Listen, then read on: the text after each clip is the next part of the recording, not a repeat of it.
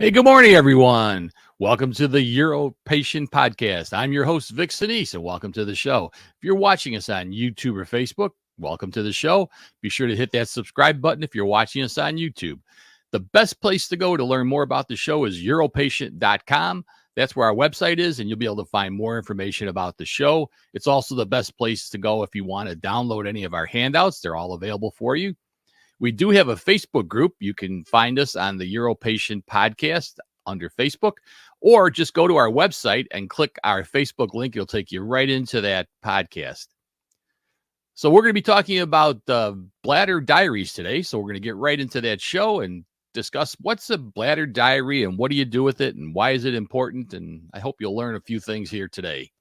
So first of all, the unsolved mysteries of the bladder diary. Bladder diary, what is it? Well, basically, it's a record that you, the patient, keeps and brings to the office. I usually recommend that you do this for 2 to 3 days. Do they have to be in a row? Absolutely not. So pick 2 or 3 days that you can try to get a good representation. So maybe the day you're at work isn't the best day because you can't do all the recording, but you're going to keep track of various aspects of your bladder function and urinary habits.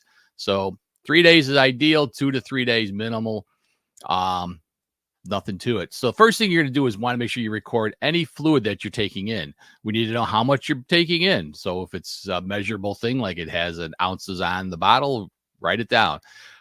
The type of fluid matters too. Is this pop that you're drinking, coffee, water, can make a big difference. So that information, and then the time you're drinking it too, because we want to see when you're consuming these fluids throughout the day. We're looking at a 24-hour day. Now, the other thing we need to keep track of is your urine output. How much urine are you actually making? So you do need some kind of a measuring device. Often our office, we give patients a little measuring beaker that they can use if you don't have one. If you've got something at home that you can use that to measure it, it's kind of important that you capture your urine and get a good accurate amount. And you want to record not only the amount, but the time. So that's really valuable. Also, were you able to take your time getting to the bathroom, or did you have a strong urge? You had to rush to the bathroom. Important to make notice of that.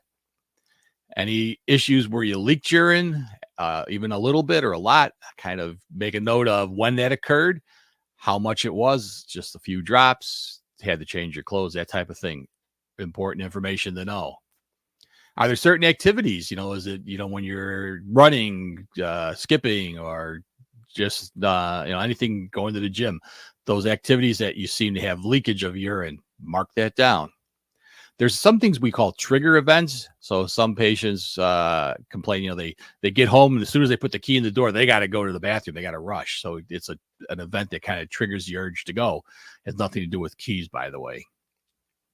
And so here's what it looks like. It's just a single sheet of paper. It's got enough spaces that you can record when you go and how much and all those things we talked about. And then you bring that into your healthcare team and they can look at this and make judgments based on what information they get. It's amazing sometimes the information and kind of the way it can point us in the right direction for care. Now, here's a little example. So mystery solved. Patient comes in and we look and we see that they're drinking a lot of fluids. So they're urinating a lot of volume.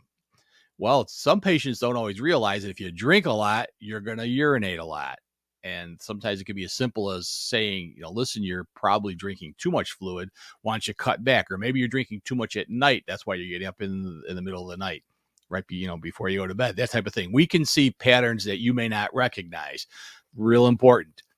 Now, here's another different scenario. We look in the volume's normal or maybe even low, but their volume out is still high. What's going on here?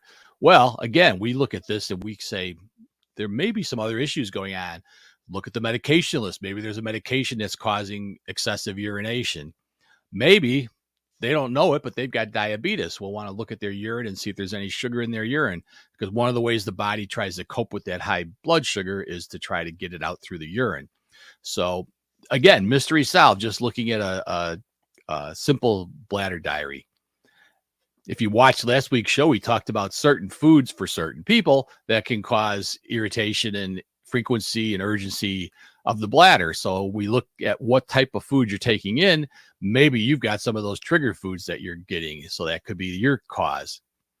And again, we did talk about triggering events. Sometimes, now, of course, you can't eliminate opening your door, but just knowing that kind of tells us this may be more of a neurological problem rather than a physical problem. So again, these are things that are really important to your healthcare workers.